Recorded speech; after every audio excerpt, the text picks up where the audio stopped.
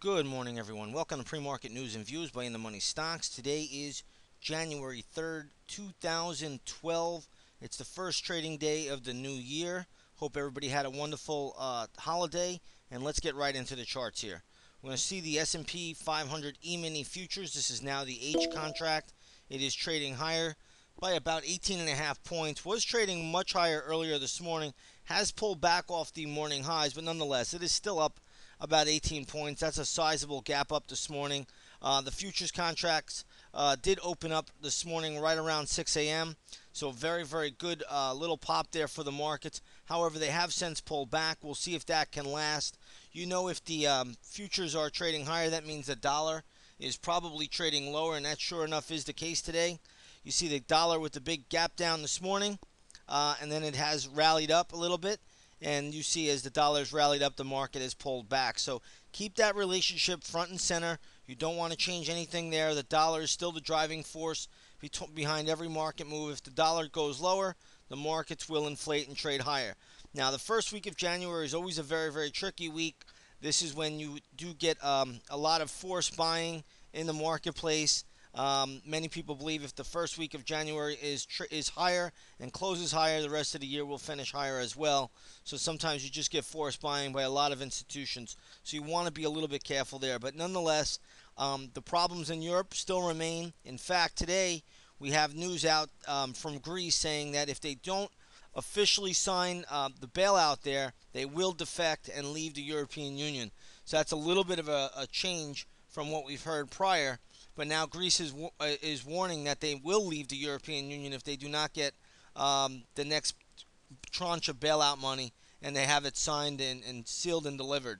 So we'll have to see how that goes. That's pretty interesting to think that Greece is ready to walk away, and quite frankly, you can't blame them. So that would probably be the best thing to do is just to file bankruptcy and restart fresh with their own currency, go back to the drachma. But we are starting to see that. That is happening this morning. Greece is threatening to leave the European Union if they do not get a signed statement saying that they will be bailed out.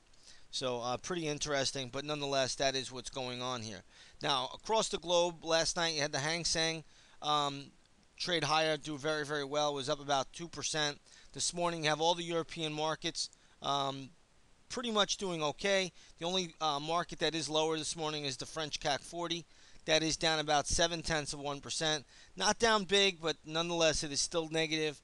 So that is the 1 week index there. The German DAX is trading higher by about almost a full percent. I'll say 0.9%.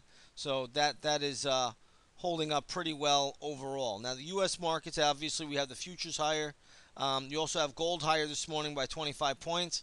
And $25, I should say, and oil is trading higher by nearly $2, right around that 101 level. Let's take a look at the USO, and you'll see what we have here in the pre-market. You'll see the USO with a big gap up, trading around $38.93. Now, oil trading above $100 a barrel, in my opinion, is problematic. It has held up well because gasoline prices have not surged with the price of oil, but I think that can only last so long. But nonetheless, oil is trading higher this morning. That will help energy stocks, at least in the early part of the day. You can take a look at the GLD this morning, trading around 154.39. So gold has got a nice little bid from the low, which it made on the 29th of December. Gold has rallied up pretty sharply since that low pivot on the GLD when it traded as, I guess it was right around 148, 148.25 or so. But decent little pop there on gold. You'll also see silver this morning. Decent little move, trading around 27.80. That's a nice little pop there as well. So we're seeing some decent little moves up in commodities, some decent moves up in the energy stocks. And that's really all on the back of the lower dollar, if you ask me. And we'll just see how it plays out. There's not a lot of stocks in the news this morning, but we will take a look at the bank stocks because they seem to be moving up. Let's take a look at J.P. Morgan. You'll see that stock is trading right around the 33.90 level. Decent little pop there for J.P. Morgan. Closed at 33.25 last week, so you're getting a decent little pop there. Bank of America is also trading higher. This stock's now at $5.72. It closed at $5.54 last week.